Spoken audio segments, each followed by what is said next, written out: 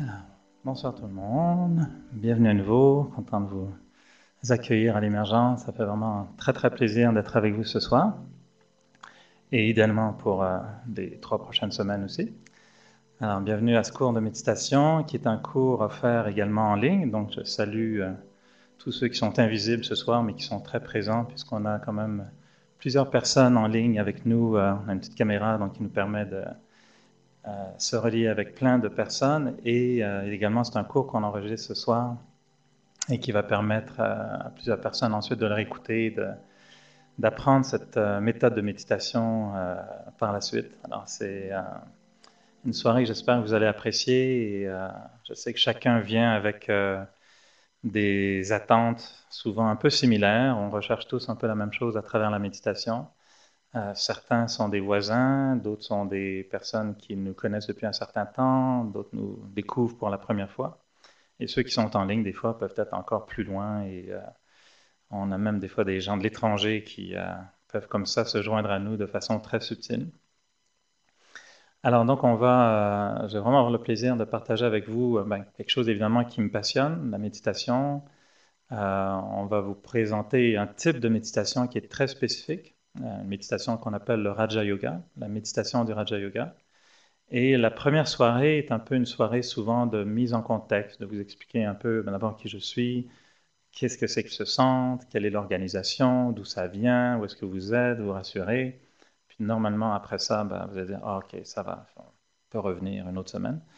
Et l'idée est de vous donner la piqûre un petit peu pour cette approche qui est en fait un voyage en soi et une très belle découverte. Je vais juste commencer par me présenter brièvement. Donc, je m'appelle Eric. Moi, j'ai eu la chance de commencer avec cette organisation il y a plus de 30 ans maintenant, ici à Montréal. Je sais que j'en fais à peine 30 ans, mais c'est comme ça. Ça garde très jeune, la méditation. Alors, j'ai commencé il y a longtemps. J'étais vraiment jeune quand j'ai commencé. Et, je recherchais vraiment une forme de, je sais pas, un sens à la vie, je pense, comme beaucoup de personnes. Je voyais, même si j'avais 21 ans, je voyais ce qui se passait dans le monde. Puis je me disais, mais qu'est-ce qu'on est en train de faire avec cette planète? Puis pourquoi? Puis à 21 ans, tu cherches un peu qu'est-ce qu'on va faire dans la vie. À l'époque, je voulais devenir vétérinaire, sauver les animaux. J'ai vite compris qu'il fallait peut-être sauver les gens avant de sauver les animaux. Puis en fait, j'ai vraiment compris qu'il fallait que je me sauve moi-même avant de sauver un dauphin ou une baleine. Alors j'ai commencé à travailler sur moi-même. Et ça a été le début d'une grande aventure au sein de la méditation. J'ai toujours travaillé de pair, en fait, jamais comme vétérinaire, mais je suis allé dans les médias très rapidement. J'ai travaillé comme journaliste et réalisateur à Radio-Canada depuis à peu près autant d'années. Donc, j'ai eu la chance d'être journaliste national dans l'Ouest canadien, ici à Montréal. Et je suis devenu aussi réalisateur. Donc, j'ai réalisé des documentaires, reportages, j'ai coordonné les émissions Enquête, Enjeux, Zone Libre, Téléjournal. Et en ce moment, je suis revenu à Second Regard, qui est une émission tout à fait adaptée à ce que je fais ici. Une émission de réflexion et de quête de sens dans la vie.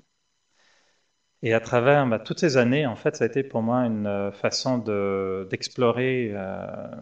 On parle de méditation, mais vous allez voir, c'est beaucoup plus large que la méditation.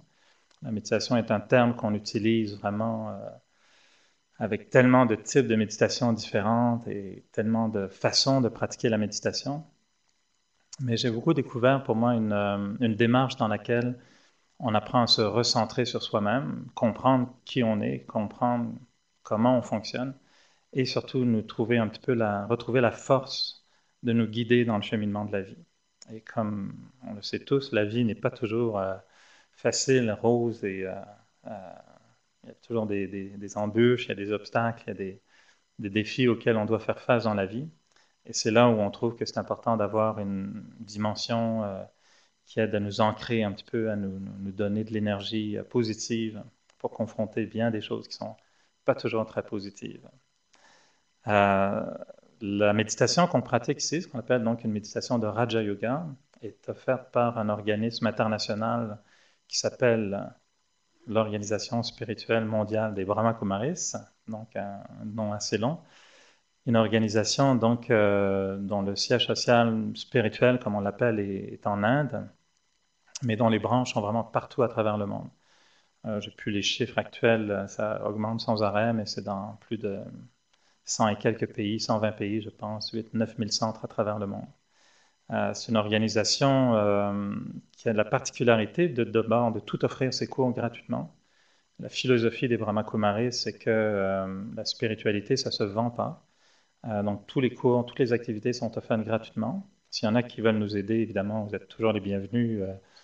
Il reste qu'un loyer à payer à la fin du mois, donc s'il y en a qui veulent contribuer, vous êtes les bienvenus. Il y a une boîte qui est toujours disponible pour des dons, mais il n'y a aucune obligation, aucune attente. C'est vraiment chacun comme il le sent. Et le but est vraiment de l'organisation. Elle est née donc dans les années 30 avec un désir de ramener la spiritualité un petit peu au premier rang des priorités dans le monde. C'est-à-dire de comprendre que si oui, l'argent est important, oui, le confort est important, oui, le bien-être familial est important, mais ultimement, tout dans le monde fonctionne sur la base des valeurs. Et la grande philosophie des Brahma Kumaris, c'est que le monde est à l'image des individus qu'il compose. Et que si on veut un monde meilleur, ben, il n'y a aucune autre façon d'avoir un monde meilleur, si ce n'est que d'avoir des individus meilleurs aussi. Et que toute l'amélioration qu'on peut apporter dans le monde commence souvent par soi-même. Et quand on veut régler un conflit à la maison, dans un couple, avec les enfants, au travail, ben souvent, ce dont on se rend compte, c'est que le conflit, ben, on fait partie du conflit aussi. Soit on est en réaction, soit on est influencé par la situation, puis on en souffre. Et si on n'arrive pas à changer la situation, mais est-ce qu'on peut au moins changer ce qu'on ressent face à la situation? C'est là où le travail des Brahma Kumaris est intéressant. C'est une organisation qui est devenue par la suite une association donc on appelle une ONG, une organisation non gouvernementale, affiliée maintenant aux Nations Unies depuis assez longtemps, et qui travaille dans toutes sortes de domaines à travers la société. Donc on a des activités des fois pour les femmes, on a des activités pour les enfants. Certains centres un peu partout à travers le monde, des fois ont des liens, ils vont travailler dans les prisons, dans les hôpitaux. On a des ateliers sur toutes sortes de sujets auxquels on peut penser. On offre même des cours de cuisine parfois pour conscientiser les gens sur la qualité de ce qu'on mange, pas seulement mentalement, mais physiquement aussi. Donc les ramifications de ce qu'on fait dans les Brahma Kumaris dépassent de loin juste le cours de méditation. Mais ça s'intègre vraiment dans un cheminement personnel et un développement de soi. Un des mantras qu'on aime bien utiliser pour décrire un peu l'organisation, c'est de dire qu'en fait, on vise une transformation mondiale par la transformation de soi. Et donc, c'est l'individu qui est à la base de la société. Et notre but, en fait, dans l'organisation ici, c'est d'apporter à chacun d'abord un espace où les gens peuvent venir se concentrer, penser au sens de leur vie, faire des expériences. Et en plus de l'espace, ben, peut-être aussi des outils pour mieux comprendre qu'est-ce qu'on vit, comment on le vit et qu'est-ce qu'on pourrait vivre de mieux. C'est un peu ça l'approche des Brahma Kumaris.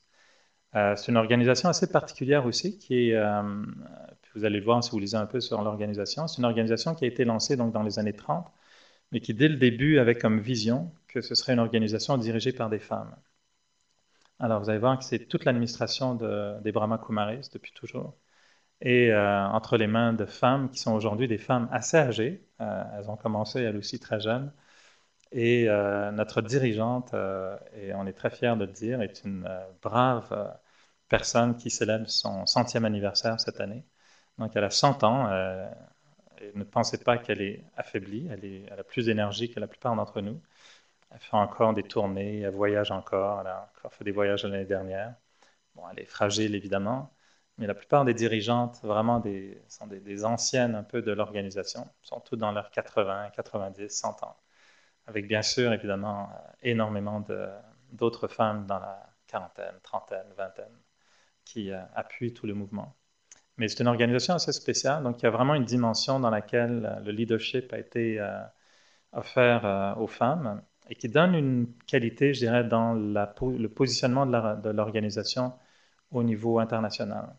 C'est-à-dire quand une grand-mère rencontre un président d'un pays, c'est moins tentant pour lui d'aller argumenter puis de jouer le jeu des égaux. Là. Devant une grand-mère, tout le monde, qu'est-ce que tu veux? Elle arrive avec ses bonbons, puis son grand sourire, puis elle dit hey, t'es Sylvain, je t'aime bien. Puis elle embrasse même un président de pays, puis tout le monde craque devant une grand-mère. Alors, je pense que c'était l'astuce des Brahmakumaris de trouver le pouvoir de la grand-mère et de dire aux femmes que il y a une dimension qui est très belle dans l'administration de l'organisation avec cette dimension-là.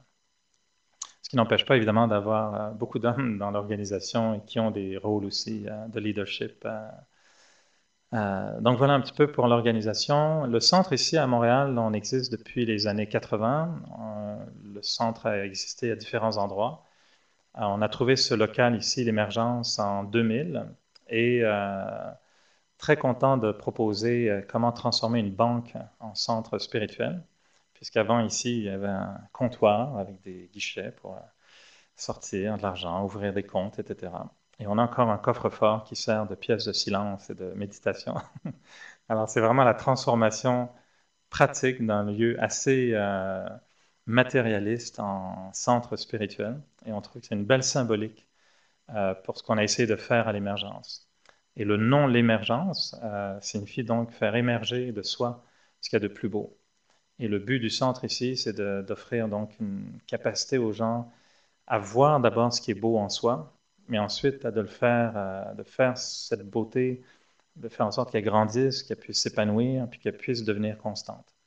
Alors l'intérêt de la méditation, c'est d'ouvrir les portes, d'ouvrir des nouveaux canaux un petit peu de pensée. Vous allez voir que c'est beaucoup, beaucoup axé sur la pensée. Et d'avoir des nouveaux horizons, je dirais, qui vont se manifester par une amélioration de soi, un bien-être évidemment qui augmente. Et les effets de la méditation, bien évidemment, c'est selon chacun. Hein. Il n'y a pas de, on ne peut pas du tout dire que tout le monde réagit de la même façon. On ne dira même pas que c'est bien pour tout le monde. On est très conscient que des centaines de personnes viennent ici chaque mois et pour certaines, c'est le truc qui leur convient à la perfection depuis quelque chose qu'ils attendaient depuis des années. Pour d'autres, ils viennent et puis ils disent c'est bien sympathique, la petite sucrerie était bien bonne, mais c'est pas du tout mon truc. Alors, chacun est libre d'explorer. Évidemment, nous, on vous invite à donner la chance à quelques sessions pour avoir une vue un peu plus complète de ce que ça représente, la méditation.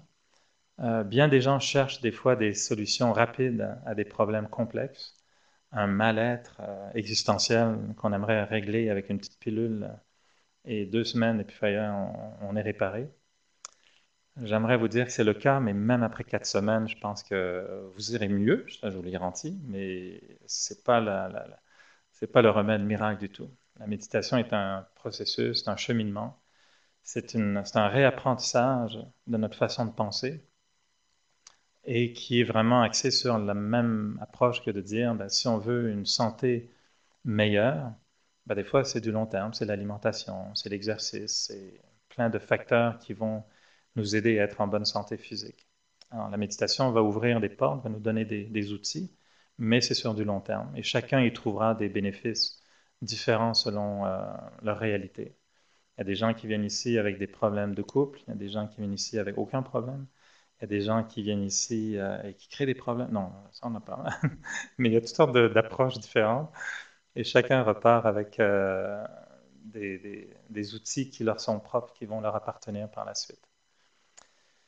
Donc un peu voilà qui je suis, qui est le centre, l'organisation, vraiment très très condensée. Évidemment, on pourrait poser toutes les questions que vous voulez tout à l'heure. Juste pour aller dans le vif du sujet et pour vous donner peut-être les premiers éléments qui vont nous servir à approcher un peu ce que c'est que la méditation. Et je sais que certains d'entre vous déjà pratiquent la méditation, d'autres ne l'ont jamais fait. Mon argument sera en fait de dire, vous savez tous méditer très très très bien. Et l'idée qu'on propose, c'est que tout le monde sait très bien méditer. C'est juste qu'on ne l'a pas formulé comme ça. Et en fait, pour nous, méditer, c'est très simple. Méditer, c'est d'avoir une maîtrise de sa pensée, ou du moins être absorbé dans une pensée qui va être la meilleure pensée pour moi, pour me donner la meilleure expérience dont j'ai besoin en ce moment. Et la méditation, c'est vraiment rien d'autre que de bien penser. C'est tout. Ça peut paraître simple, mais si je vous démontre à quel point on ne sait pas penser, puis à quel point on pense mal, vous allez vous dire, ah d'accord, là je comprends, ouais, il vaudrait mieux apprendre à méditer.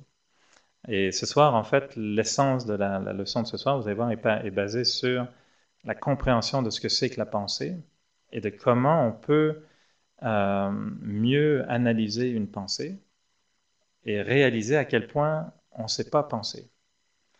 Et c'est drôle parce qu'à l'école, on nous apprend à parler, on nous apprend à bien parler si possible, on nous apprend à écrire, n'est-ce pas?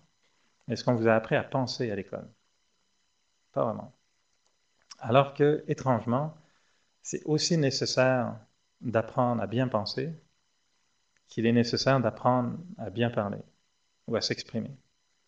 Le problème, c'est vu que la pensée est très personnelle, puis que normalement, personne ne vous entend quand vous pensez, enfin, en temps normal, je vous le souhaite, vous pensez, puis c'est dans votre tête, puis des fois vous dites heureusement que personne ne m'entend d'ailleurs, parce que on a du mal à se comprendre soi-même, on n'ose pas imaginer si les autres nous entendaient penser. Mais si on était capable de s'enregistrer quand on pense, puis de réécouter l'enregistrement plus tard pour dire, tiens, à quoi je pensais hier soir à 8 heures du soir, là vous direz, mais mon Dieu, mais j'ai un gros problème, ça n'a pas de sens mon truc. Et si on était capable de juste faire une captation, je dirais, d'une heure de ce qui se passe dans votre tête, puis après de vous dire, vous voulez savoir ce que vous avez fait pendant une heure, vous serez assez, je pense, estomaqué de voir à quel point on est un peu désorganisé dans notre pensée. Puis ça va dans tous les sens, ça monte, ça descend, ça va là, ça tire, c'est vraiment assez spectaculaire. Et c'est une bonne chose, je pense, qu'on ne se souvient pas trop à quel point on a pensé tout de travers pendant à peu près toute la journée. Heureusement, il y a des moments qui nous forcent à bien penser. On doit se concentrer.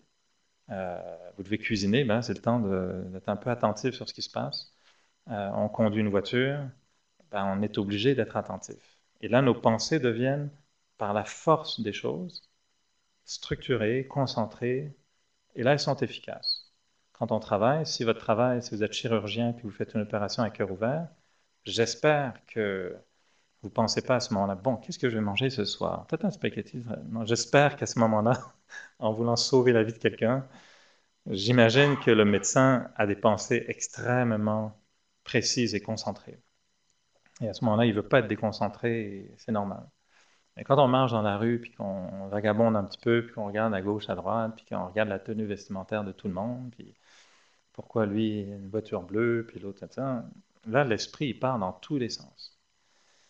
Alors, quand je disais tout à l'heure, tout le monde sait méditer, c'est que tout le monde, je pense, à un moment donné ou à un autre, que ce soit dans la nature, que ce soit au travail, que ce soit dans ses relations interpersonnelles, que ce soit peu importe dans quelle situation, une fois ou l'autre, il nous arrive que nos pensées deviennent extrêmement concentrées, des fois très positives, et on sent le bienfait d'être dans un état de bien-être à ce moment-là, de dire, ah, c'était bien, oui, j'ai bien réussi, je suis content, je suis fier de moi.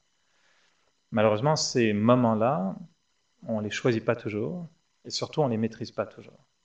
Et il y a des fois où on aimerait bien que ça se produise comme ça, mais il suffit qu'une parole soit prononcée, puis qu'on n'aime pas cette parole-là, donc on nous dit une chose qu'on n'aime pas, ou qu'il se passe une chose qui nous déplaît, et là, notre esprit part, mais alors là, dans toutes les directions, puis là, on subit les conséquences d'un esprit qui a perdu le contrôle.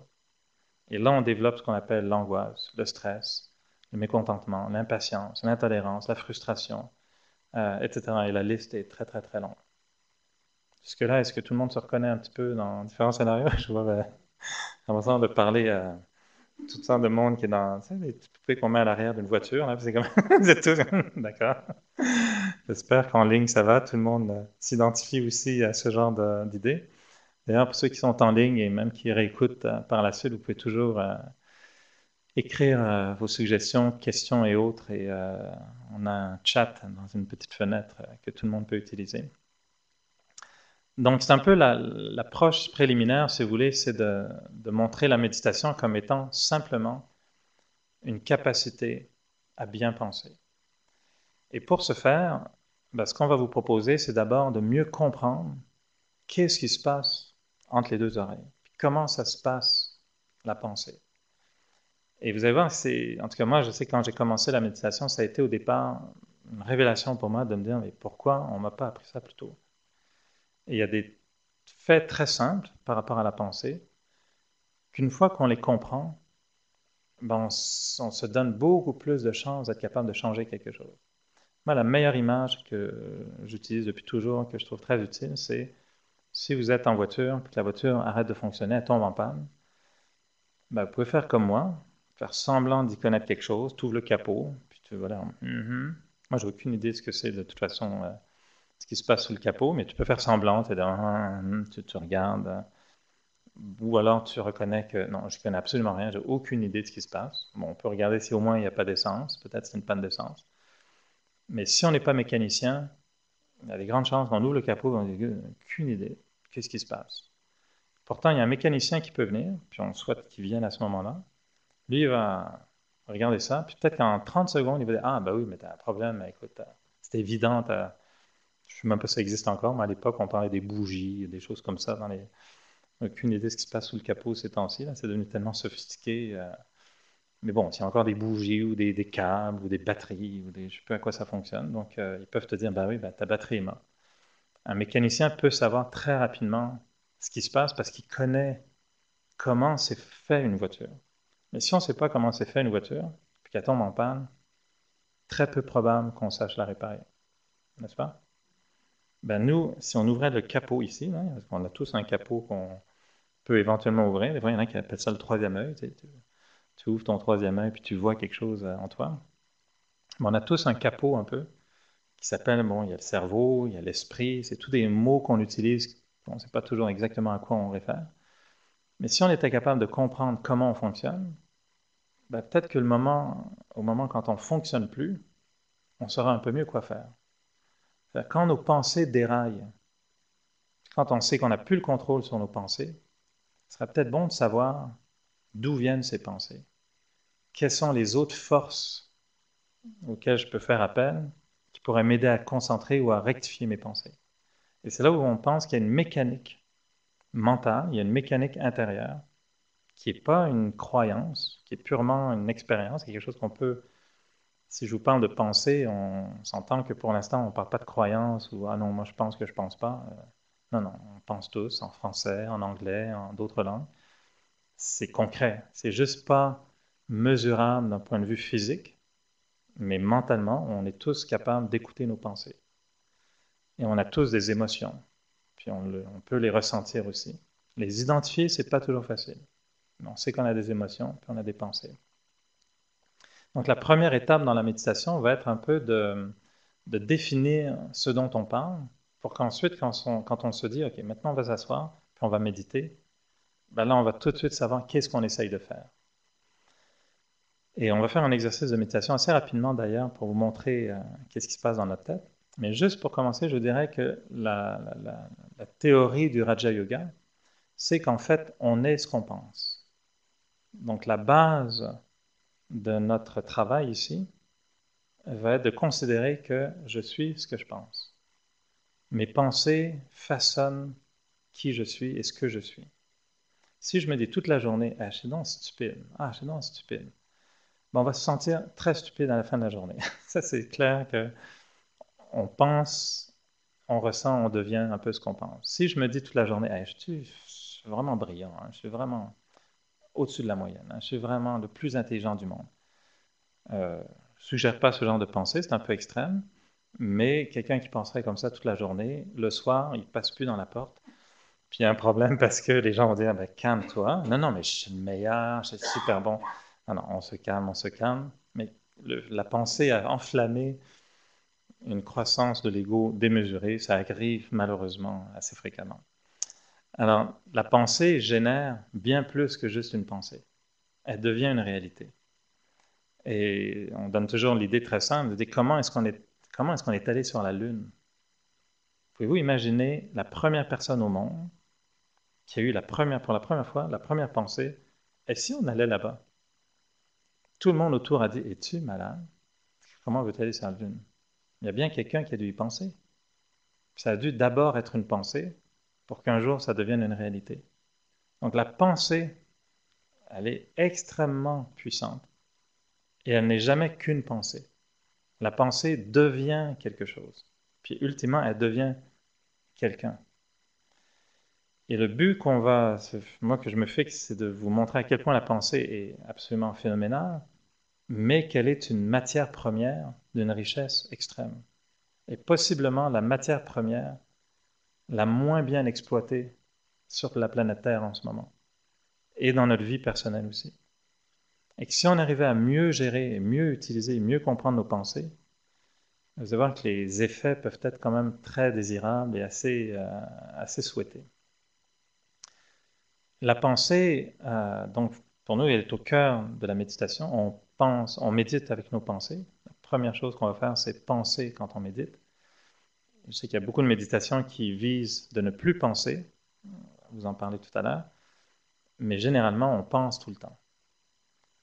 Certains calculent le nombre de pensées qu'on peut avoir par jour. Je ne me souviens pas du chiffre, c'est quelque chose comme 50 000 ou quelque chose comme ça. C'est ça?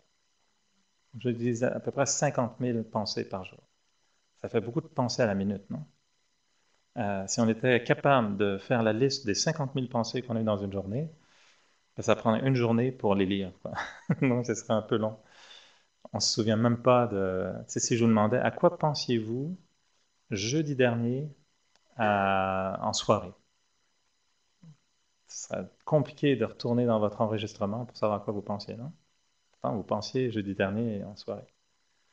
Elles partent, les pensées. Pourtant, elles ont des effets. Donc, chaque pensée est importante. Et dans la philosophie du Raja Yoga, là, je vais commencer à parler de la philosophie du Raja Yoga, qui est comme une approche un petit peu d'expérience qu'on décrit un peu des fois comme une philosophie.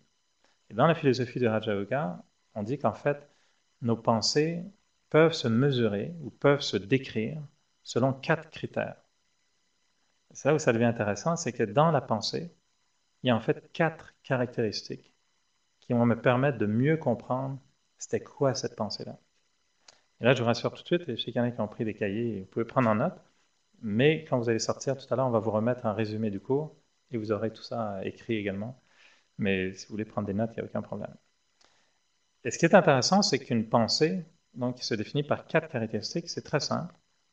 D'abord, on reconnaît que chaque pensée a une vitesse. C'est-à-dire qu'on peut penser vite, on peut penser lentement. Ça, vous allez voir, c'est la première chose qu'on va faire tout à l'heure. On va apprendre, ou du moins essayer, de penser lentement. Avez-vous déjà essayé de penser lentement? Non? C'est sûr, vous avez déjà essayé de marcher plus lentement, de mâcher la nourriture plus lentement, de parler plus lentement. Maintenant, on va essayer ce soir de penser lentement. C'est assez spécial. Il y a une vitesse dans la pensée. Des fois, on pense tellement vite qu'il y a des accidents. Je pense que des fois, si on nous donnait des contraventions pour penser trop vite, on en aurait beaucoup des contraventions pour penser trop vite. Puis, des fois, on pense tellement vite que il y a des courts-circuits, hein, ça chauffe un peu. Une pensée a ce qu'on appelle aussi une profondeur. Il y a des pensées superficielles, puis il y a des pensées où on va se dire, ouais, ça, c'était pas une pensée ordinaire. Il y avait une profondeur dans la pensée. C'est la même pensée. Moi, je blague souvent, je dis, tu peux dire à quelqu'un, je t'aime, mais il y a beaucoup de nuances dans ça. Puis on peut le dire, ah, je t'aime.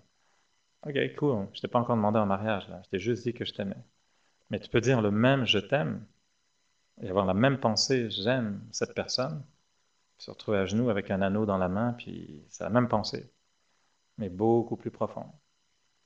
Et je prends un exemple positif, mais il y en a des fois négatifs aussi. Hein. Hey, je te déteste. C'est une blague. Ou ça ne l'est pas du tout et ça l'est vraiment senti. C'est la même combinaison de mots, je te déteste, mais c'est très senti. Et c'est la même pensée, beaucoup plus profonde.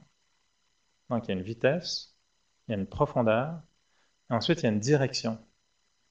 C'est là que ça devient intéressant, c'est que nos pensées se dirigent vers, on pense à quelque chose. Et donc on peut se mettre à penser, par exemple, si je vous dis, pensez maintenant à votre chambre à coucher. Visualisez votre lit, votre table de chevet, votre lumière. Pensez à votre chambre. Qu'est-ce que vous voyez? Là, vos pensées s'orientent vers votre chambre à coucher. Vous pouvez voir la couleur des draps, le couvre-lit, les murs. Y a-t-il quelqu'un dans la chambre? Peut-être pas, je ne sais pas. Enfin, après, on peut penser à toutes sortes de choses. C'est juste des pensées. Mais si on se disait, OK, pendant 5 minutes, on va faire une méditation sur la chambre à coucher, ce qu'on ne fait pas, je vous rassure. Mais, parce qu'on n'aime pas d'ailleurs aller dans la chambre à coucher des autres non plus, c'est comme, on va pas vers là. Mais c'est comme, à quoi on pense? Pendant 5 minutes, si on devait penser seulement à notre chambre à coucher, on finirait par la voir, puis on pourrait peut-être finalement même avoir envie d'aller se coucher en se disant, ah ouais, je pense que je vais aller me coucher parce que à force de regarder mon lit puis mes oreillers, je pense que ça me donne bien envie d'aller me coucher. La pensée a une direction, elle se dirige quelque part. Souvent, ce qui se passe, c'est que on pense à nos parents. Ah, tiens, il faut que j'appelle maman. Ouais, ouais, puis la microseconde d'après, ah, où est la voiture? T'as garé la voiture où? Puis la microseconde d'après, bon, allez, il est 7 heures, ok, je vais faire ça. Puis chaque microseconde, nos pensées vont dans des directions différentes. Et on va voir que ça, c'est un des gros problèmes, c'est qu'on est complètement écartelé dans nos pensées. On n'a pas de direction continue. Donc, on change de direction sans arrêt. Donc, on a des pensées qui sont dirigées vers quelque chose. Donc, il y a une direction dans la pensée. Et finalement, il y a ce qu'on appelle une qualité dans la pensée. Puis là, on va s'arrêter un peu plus longtemps là-dessus. Il y a une qualité dans la pensée. Et dans ce qui est de la pensée de qualité, on va voir qu'en fait, il y a 4 types de pensées au niveau des qualités. Il y a des pensées qu'on va appeler des pensées positives, des bonnes pensées, des pensées négatives, sont évidemment négatives, on va les décrire. Il y a des pensées ensuite qu'on appelle des pensées fonctionnelles, qui sont assez neutres. C'est juste une pensée fonctionnelle, axée sur je dois faire ceci, voilà, il se passe, tiens, le mur est jaune. Pensée fonctionnelle. Et il y a un autre type de pensée qui est vraiment la pensée majoritaire dans notre tête en général, ce qu'on appelle des pensées perdues, des pensées gaspillées, des pensées inutiles. Et donc, c'est 4 types de pensées qui sont très différentes l'une de l'autre. Et je vais quand même assez vite ce soir, mais vous allez voir qu'on va passer beaucoup de temps à les détailler dans les prochaines semaines. Une pensée positive, c'est une pensée qui est constructive. Une pensée positive, c'est une pensée qui, pour parler d'émergence, on parlait d'émergence tout à l'heure, une pensée positive, c'est une pensée qui va émerger en moi une valeur positive. La paix, l'amour, le contentement, le bonheur, le respect, la générosité. La liste est très longue. Donc une pensée positive, c'est une pensée qui n'est pas juste comme oui, je suis capable. Okay, ça, c'est une pensée convenable, mais si elle est vraiment positive, c'est pourquoi je suis capable? Qu'est-ce qui fait que je suis capable? Là, on va arriver dans des pensées beaucoup plus positives. On va faire ressortir des valeurs en nous. C'est des pensées constructives. Elles nous font du bien. Elles renforcent une valeur positive en nous. Puis à l'inverse, les pensées négatives, ce sont des pensées qui vont nous détruire, qui vont aller éveiller en nous une force destructrice, une force négative, qu'on va souvent identifier à la colère, l'angoisse, la méchanceté, etc., etc. Je sais que c'est pour ça, vous allez comprendre maintenant pourquoi on parle de philosophie. Tout est subjectif, hein, aucun de ces cours qu'on vous propose ne prétend détenir les vérités absolues. Alors, il y a des gens qui me disent, oui, mais la colère, c'est positif. On comprend qu'il y aura des nuances à faire plus tard, il y a des subtilités, puis oui, c'est subjectif. Mais en général, à moins que je me trompe, quand vous êtes en colère, vous n'êtes pas très heureux. On s'entend là-dessus? Puis en général, la colère, c'est pas quelque chose qui va générer quelque chose de très positif autour de nous. Alors, de la même façon, la jalousie, l'angoisse, le stress, c'est pas des valeurs très positives. Et en fait, ça ne nous fait pas vraiment beaucoup de bien. Et on dit ça souvent négatif parce que ça consomme de l'énergie. Faites un exercice, mettez-vous en colère pendant une demi-heure, puis boostez votre colère pendant une demi-heure. Je suis en colère, je suis en colère, je suis en colère. Le jour où il y avait une bonne raison de le faire, je vous garantis qu'après une demi-heure, vous êtes épuisé. Vous n'avez plus d'énergie, vous êtes vidé. Pensée négative, destructrice. Moment de grand bonheur, quand vous êtes super heureux, même si vous n'avez pas dormi de la nuit, vous avez une pêche énorme, vous avez de l'énergie énorme. C'est juste des pensées. Pensées positives, pensées négatives. Pensée neutre ou pensée fonctionnelle, c'est des pensées vraiment axées surtout sur ce qu'on doit faire, sur l'action. Euh, Très correct, très intéressant. Il faut en avoir, on en a beaucoup, elles sont essentielles. Mais elles peuvent facilement devenir des pensées inutiles.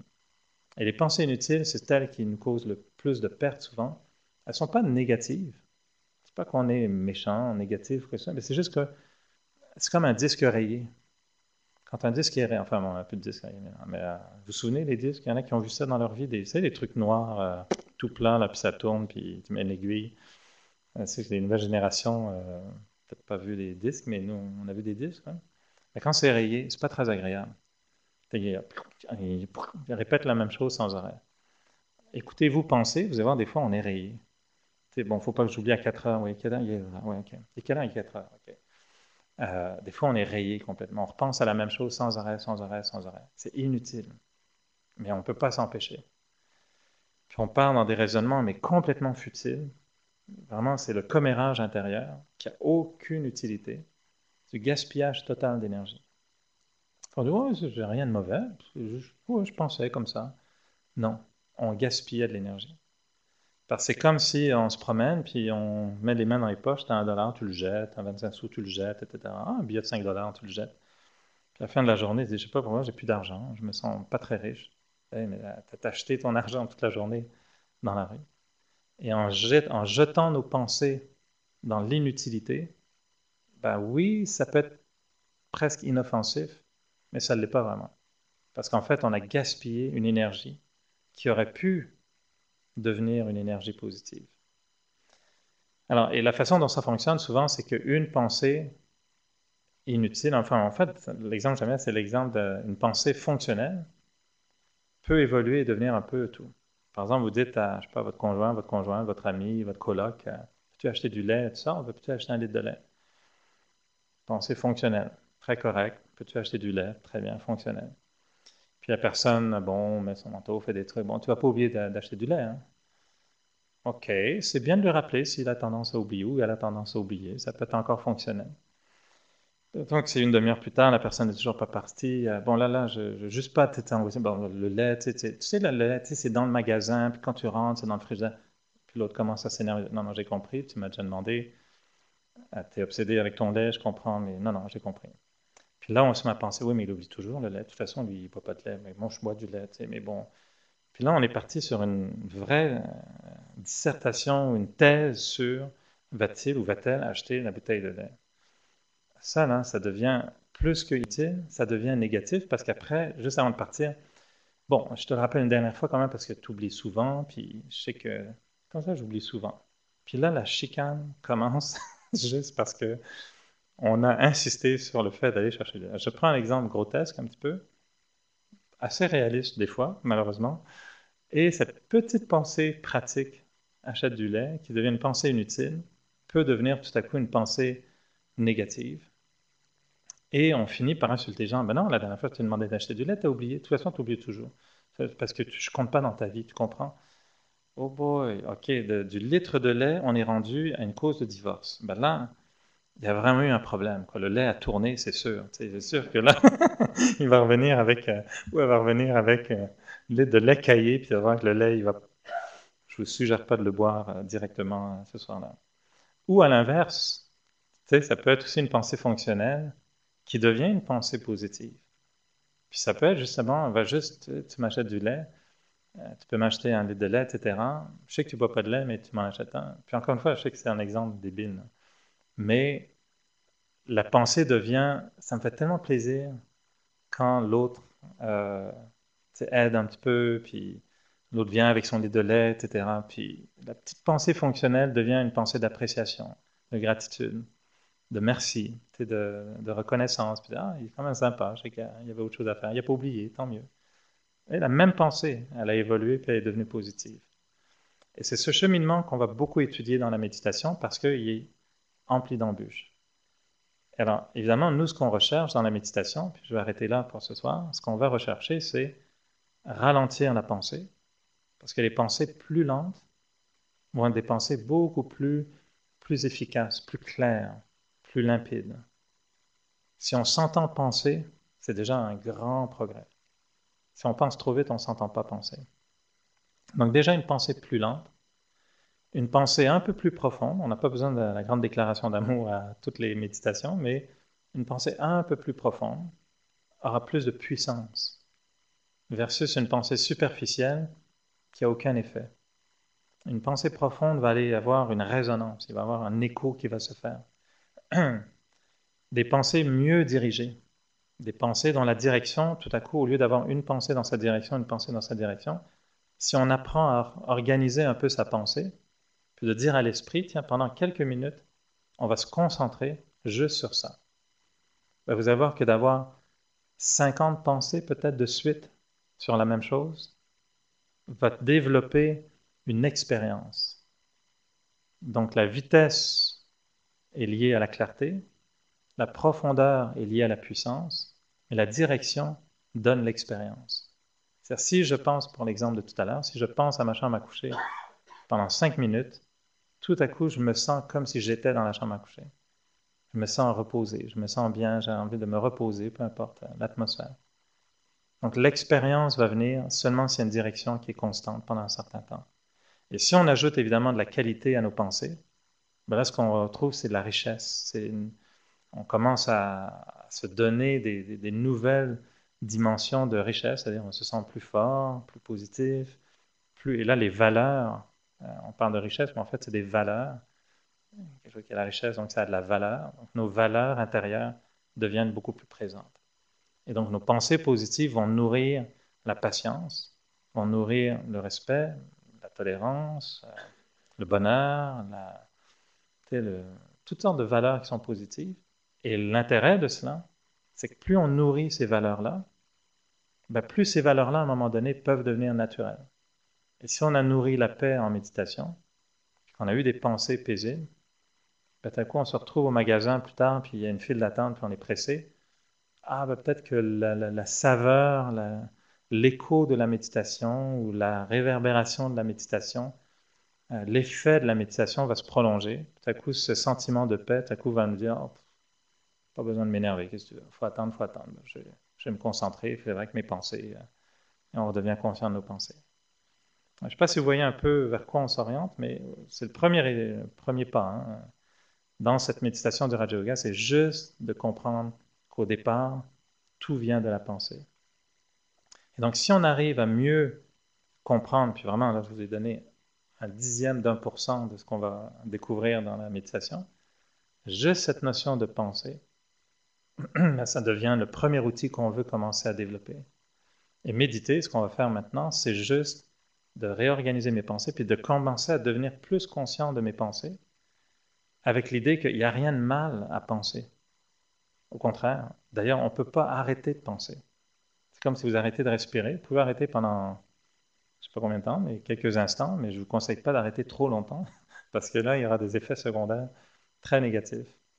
Puis la pensée, c'est pareil. On peut, et ça on le verra beaucoup plus tard, on peut arriver à un état en méditation dans lequel il n'y a presque plus de pensée, ou qu'il y a un immense silence entre deux pensées. Mais dans ce qu'on propose, ce n'est pas quelque chose qu'on peut provoquer comme ça rapidement.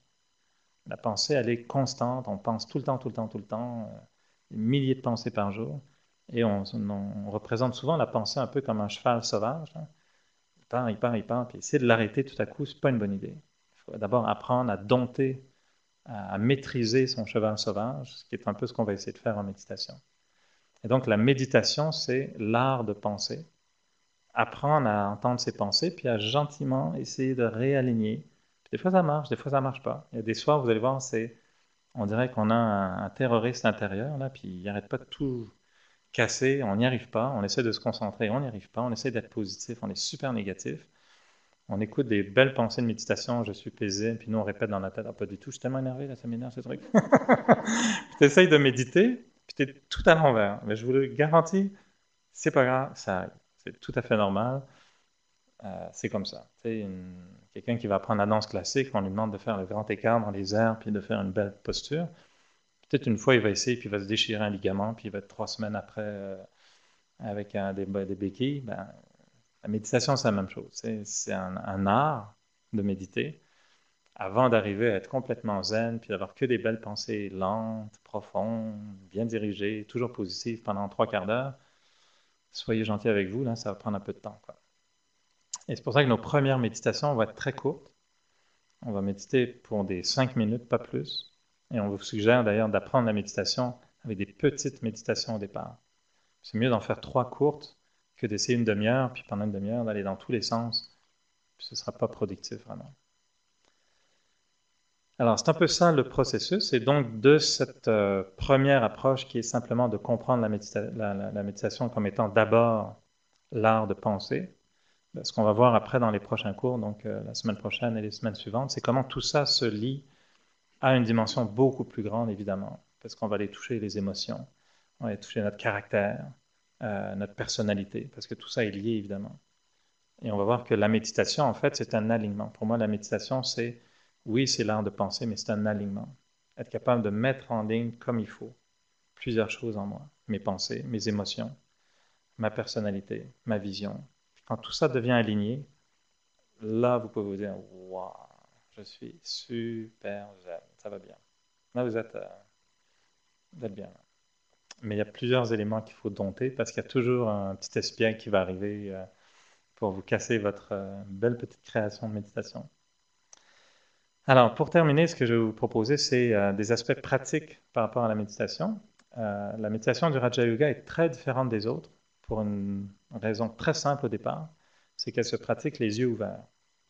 Et ça, au départ, ça déstabilise beaucoup, beaucoup de monde, et c'est très bien parce que c'est exactement ce qu'on veut. Et on médite les yeux ouverts pour plusieurs raisons. La principale raison, c'est d'abord de ne pas s'endormir, parce qu'un des plus grands ennemis de la méditation, c'est le sommeil. Et on va être clair, il ne faut pas confondre les deux. Hein.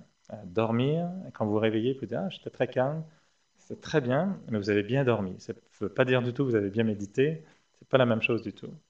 Et vous allez vous en rendre compte, la grande difficulté dans les méditations, quand vous avez un grand groupe qui médite, il y en a plusieurs qui sont toujours d'accord avec tout ce que je dis, mais parce qu'ils cognent des clous plutôt qu'autre chose. Et on s'endort très rapidement en méditation, c'est sûr. Il faut comprendre que le corps répond à des signaux habituels. Hein. Le chien de Pavlov, quand on bouge plus, qu'il se passe presque plus rien, que les lumières sont un peu tamisées, puis qu'il y a une petite musique douce, le corps a plein de chimie à l'intérieur qui dit ah, ça je pense ça veut dire dodo. Moi on m'a appris ça veut dire dodo. C'est exactement ce qu'on fait pour endormir les enfants. Petite lumière douce, on parle doucement, on le fait comme ça, ben, ça endort l'enfant. Ça c'est un syndrome qu'on a bien ancré en nous. Donc, quand je vais me mettre à tout à l'heure parler très doucement, avec des petites lumières douces et tout, il y a une partie de vous, le petit enfant intérieur, qui va dire c'est-tu le moment de dormir? Et s'il n'est pas attentif, il y a des grandes chances qu'il se dise oui, on s'endort. Puis toute votre méditation devient simplement après une lutte contre le sommeil, ce qui n'est pas une méditation agréable. Donc, premier élément pour nous, on médite les yeux ouverts. Et le grand, grand bienfait de cela, c'est que pour nous, méditer, c'est naturel. C'est-à-dire que méditer, c'est pas quelque chose que je fais, je ferme les yeux, après j'ouvre les yeux, puis ça y est, je suis de retour dans le monde normal. Et là, je dois me confronter à une cassure.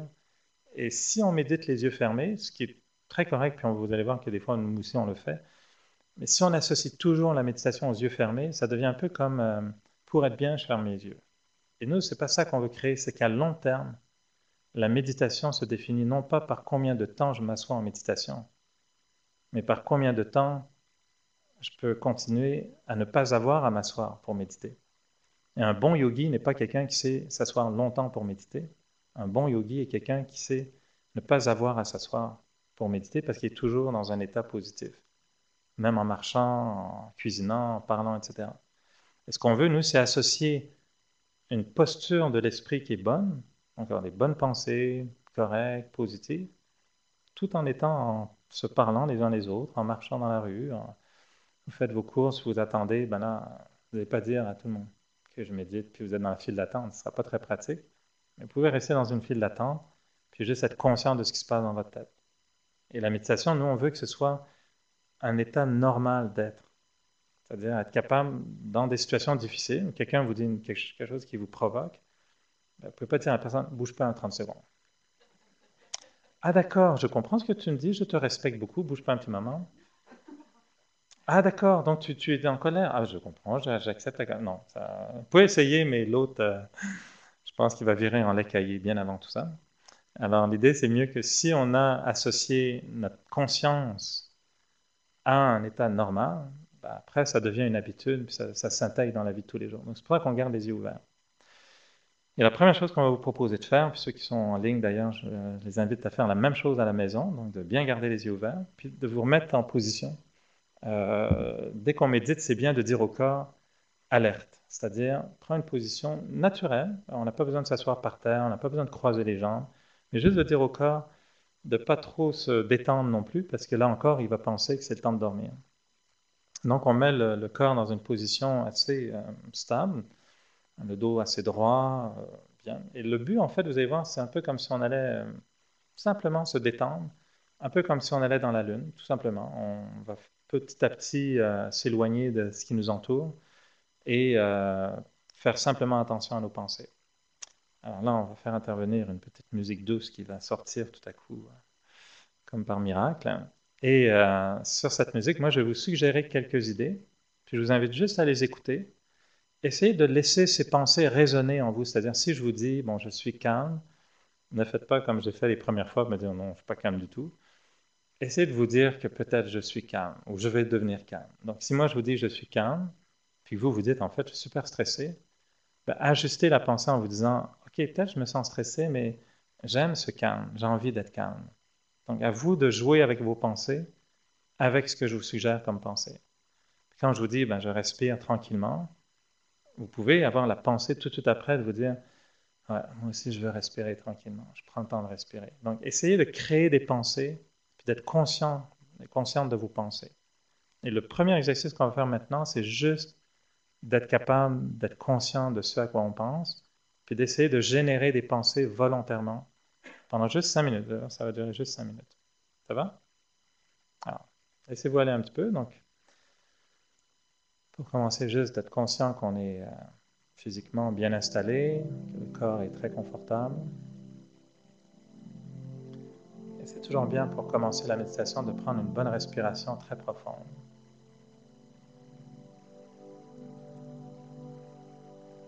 Et juste en prenant cette respiration, de prendre conscience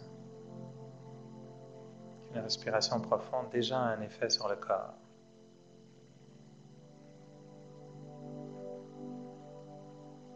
Je prends juste conscience de ma respiration, de ralentir ma respiration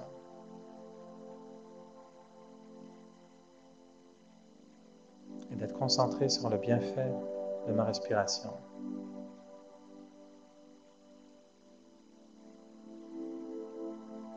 Et simplement d'apprécier ce moment en utilisant ma pensée,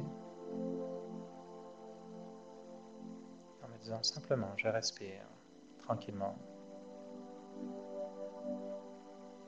Mais en respirant tranquillement, je fais du bien à mon corps.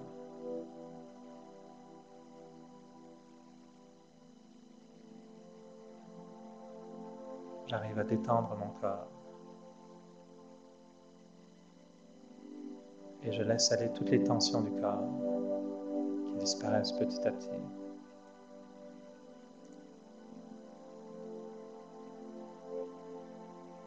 Je peux maintenant me concentrer sur mes pensées. Et je peux ralentir mes pensées.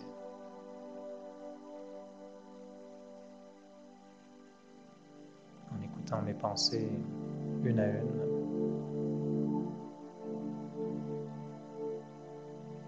Je reprends conscience que je peux diriger mes pensées.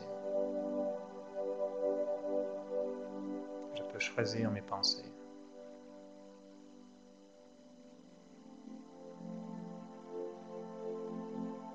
Et même si je sais que mes pensées peuvent aller dans toutes les directions, je me dis que pendant les prochaines minutes, je vais simplement concentrer mes pensées sur le calme.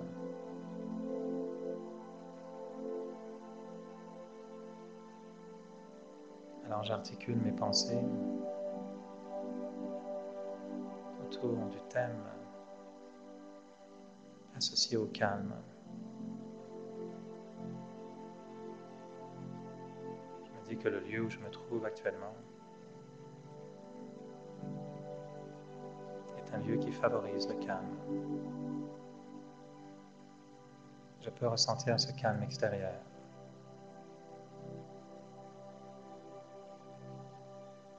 Je sais que je me trouve dans un environnement rempli de sérénité, rempli de calme.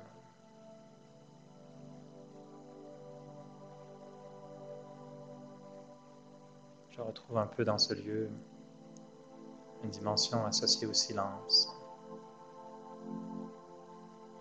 à l'intériorisation.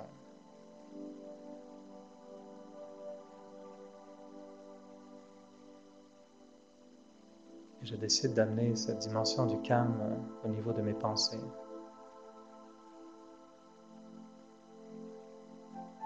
Je pense calmement. Je n'ai pas à me presser dans mes pensées. Je peux penser calmement, lentement.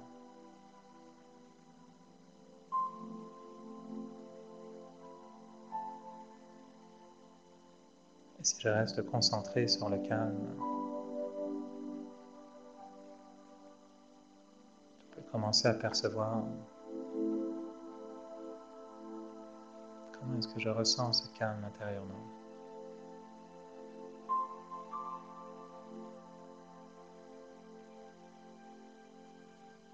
Est-ce que le calme est associé à la lenteur ou associé à la paix?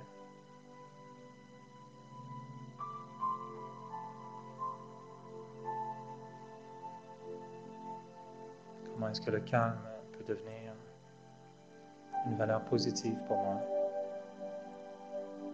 Parce que j'ai besoin de me retrouver dans le calme de temps en temps.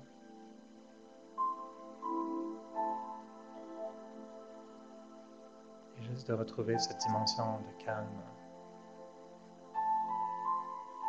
de sérénité, de silence.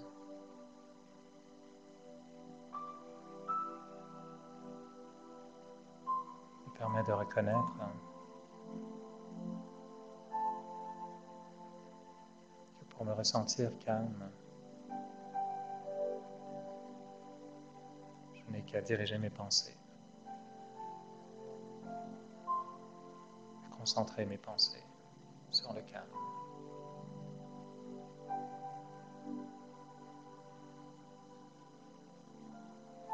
Je peux diriger mes pensées. Je peux choisir mes pensées.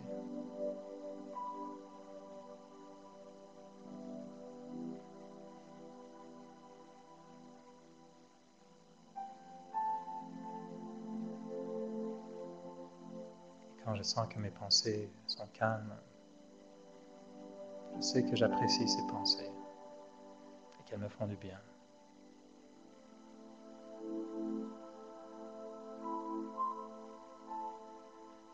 Je ne ressens plus aucune tension. Je me sens calme.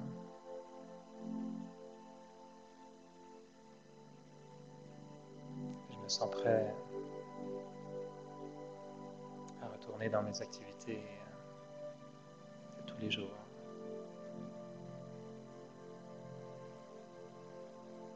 Et sans jamais perdre ce petit fil vers le calme.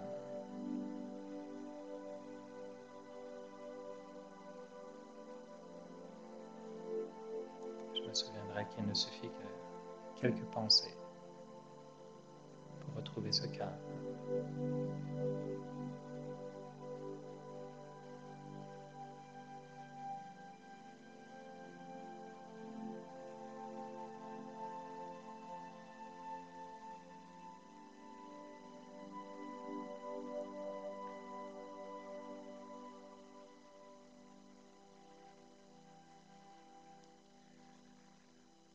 Ah, voilà. Êtes-vous calme? Oui. Alors, c'est très concentré. Je suis conscient qu'en 1 heure, je suis un grand parleur. Donc, pour moi, c'est dur de me limiter à un temps comme ça pour tout expliquer. Mais j'espère que ça vous a plu. Je vous remercie beaucoup d'être venus. Ceux qui sont en ligne, je vous invite à être avec nous encore la semaine prochaine. Continuer un petit peu chaque étape d'une semaine à l'autre. Et au plaisir de se revoir la semaine prochaine.